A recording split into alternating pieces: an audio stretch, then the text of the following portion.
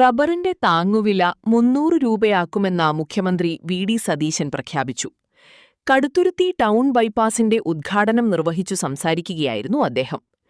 ഈ സർക്കാരിന്റെ ആദ്യ ബജറ്റിൽ 250 രൂപ താങ്ങുവില പ്രഖ്യാപിച്ചിരുന്നു. അടുത്ത ഘട്ടമായി അത് 300 ആക്കും. കേരളത്തിന്റെ മണ്ണിൽ കർഷകന്റെ കണ്ണീര് വീഴരുതെന്നാണ് സർക്കാരിന്റെ നിലപാടെന്ന് മുഖ്യമന്ത്രി വ്യക്തമാക്കി. അടിസ്ഥാന സൗകര്യ വികസനം, കൃഷി, തുറമുഖ വികസനം തുടങ്ങി കോട്ടയം ജില്ലയുടെ സമഗ്ര പുരോഗതിക്കുപകരിക്കുന്ന നിരവധി പദ്ധതികൾ നടപ്പാക്കാനാകും. എല്ലാ വിഭാഗം ജനങ്ങളുടെയും സഹകരണത്തോടെ ഇതുവരെ സംഭവിക്കാത്ത ഉജ്ജ്വലമായ മാറ്റമാണ് ലക്ഷ്യമിടുന്നത്, അദ്ദേഹം പറഞ്ഞു. കടുത്തുരുത്തി ഗൗരീശങ്കരം ഓഡിറ്റോറിയത്തിൽ നടന്ന ചടങ്ങിൽ ജലവിഭവ, ഭവന നിർമ്മാണ വകുപ്പ് മന്ത്രി മോൻസ് ജോസഫ് അധ്യക്ഷത വഹിച്ചു. Francis George MP. മുഖ്യപ്രഭാഷണം നിർവഹിച്ചു. കടുത്തുരുത്തി ITC ജംഗ്ഷനിൽ നിന്നാരംഭിച്ച് ബ്ലോക്ക് ജംഗ്ഷനിൽ അവസാനിക്കുന്ന ബൈപ്പാസിന് 1.5 കിലോമീറ്റർ നീളമാണുള്ളത്.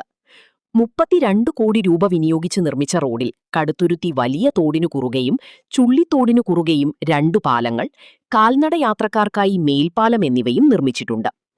ജില്ലാ പഞ്ചായത്ത് പ്രസിഡന്റ് ജോഷി ഫിലിപ്പ്, ജില്ലാ collector Chethankumar Meena, Kaduthuruthy block panchayat president Thankamma Varghese, ജില്ലാ പഞ്ചായത്ത് അംഗം ആൻമരിയ ജോർജ്, ഗ്രാമപഞ്ചായത്ത് പ്രസിഡന്റുമാരായ അഡ്വക്കേറ്റ് റോയി ജോർജ് വേട്ടിക്കത്തടം, സുനു ജോർജ്, ചെറിയാൻ കെ ജോസ്, ജിജി സുരേഷ് തുടങ്ങി നിരവധി പേർ പങ്കെടുത്തു.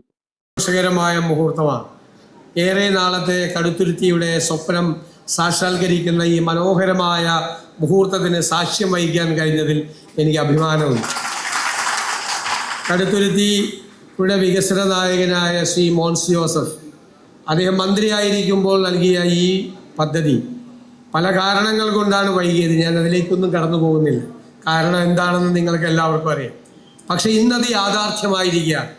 അതിലൂടെ പോകുമ്പോൾ കടുത്തുരുത്തിയിലെ ഒരുപാട് നാളത്തെ സ്വപ്നം, ആ ജംഗ്ഷനിലെ തിരക്ക് കുറയ്ക്കണം എന്നുള്ള ഒരുപാട് പേരുടെ, ഞങ്ങളെല്ലാം നിരന്തരമായി യാത്ര ചെയ്യുന്ന ആളുകളാണ്, ആ തിരക്കെല്ലാം കുറയ്ക്കാൻ കഴിയുന്ന വളരെ ദീർഘവീക്ഷണത്തോടു കൂടിയുള്ള ഈ പദ്ധതി നടപ്പാക്കി അത് പൂർത്തീകരിച്ചതിന് പ്രിയങ്കരനായ നിങ്ങളുടെ ജനനായകൻ ഞാൻ മോൻസ് ജോസഫിനെ പ്രത്യേകമായി അഭിനന്ദിക്കാൻ ഈ അവസരത്തിൽ തീർച്ചയായിട്ടും. അദ്ദേഹത്തിന് ഇനിയും ഒരുപാട് കാര്യങ്ങൾ ചെയ്യാൻ കഴിയും.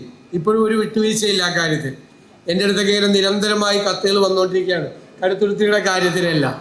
ബഹുമാനപ്പെട്ട MP-യും അതിന് പിന്തുണയുമായി കൂടെയുണ്ട്.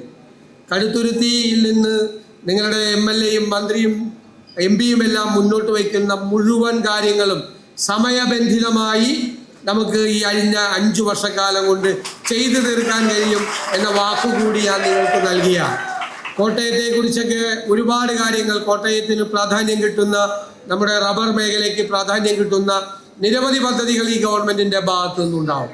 ഒരുപാട് മാറ്റങ്ങൾ അടിസ്ഥാന സൗകര്യ വികസന രംഗത്ത് കോട്ടയം പോർട്ടിൻ്റെ ഡെവലപ്മെൻറ്റുമായി ബന്ധപ്പെട്ടിട്ടുള്ള നിരവധി പദ്ധതികൾ കോട്ടയം കേന്ദ്രീകരിച്ച് നമുക്ക് പ്രഖ്യാപിക്കാൻ കഴിയും. കാർഷിക മേഖലയ്ക്ക് ഉണർവ് നൽകുന്ന പദ്ധതികൾ ഉണ്ടാവും.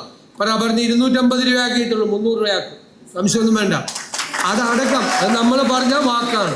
നമ്മൾ കൂട്ടുമെന്ന് പറഞ്ഞാൽ കൂട്ടും. ആദ്യത്തെ ഇതിൽ തന്നെ ബഡ്ജറ്റിൽ തന്നെ നമ്മൾ പ്രഖ്യാപിച്ചല്ലോ, അടുത്തത് കൂട്ടും ഉറപ്പായി. എൻ്റെ കണ്ണീര് ഈ ഭൂമിയിൽ കർഷകന്റെ കണ്ണീര് വീഴാൻ അനുവദിക്കില്ല എന്നാണ് സർക്കാരിൻ്റെ അതിശക്തമായ നിലപാട്. കർഷകരോടൊപ്പം ഉണ്ടാകും, ജനങ്ങളോടൊപ്പം ഉണ്ടാകും, സാധാരണക്കാരോടൊപ്പം ഉണ്ടാകും. അവരുടെ കൂടെ നിന്നുകൊണ്ട് നമുക്ക് ഒരുമിച്ച് നല്ല ജനപ്രതിനിധികൾ, ജനങ്ങളുടെ പ്രശ്നങ്ങൾ അറിയാവുന്ന ജനപ്രതിനിധികളുണ്ട് ഈ ജില്ലയിൽ നിന്ന്.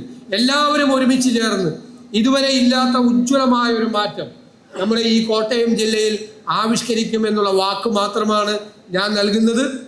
ഈ പരിപാടിയിൽ പങ്കെടുക്കാൻ കഴിഞ്ഞതിൻ്റെ സന്തോഷം കൂടി പങ്കുവെച്ചുകൊണ്ട് കടുത്തുരുത്തി ടൗൺ ബൈപ്പാസ് ഉദ്ഘാടനം നിർവഹിച്ച് ജനങ്ങൾക്ക് സമർപ്പിക്കുന്നതായി പ്രഖ്യാപിച്ചുകൊണ്ട് ഞാൻ എൻ്റെ വാക്കുകൾ ചുരുക്കും.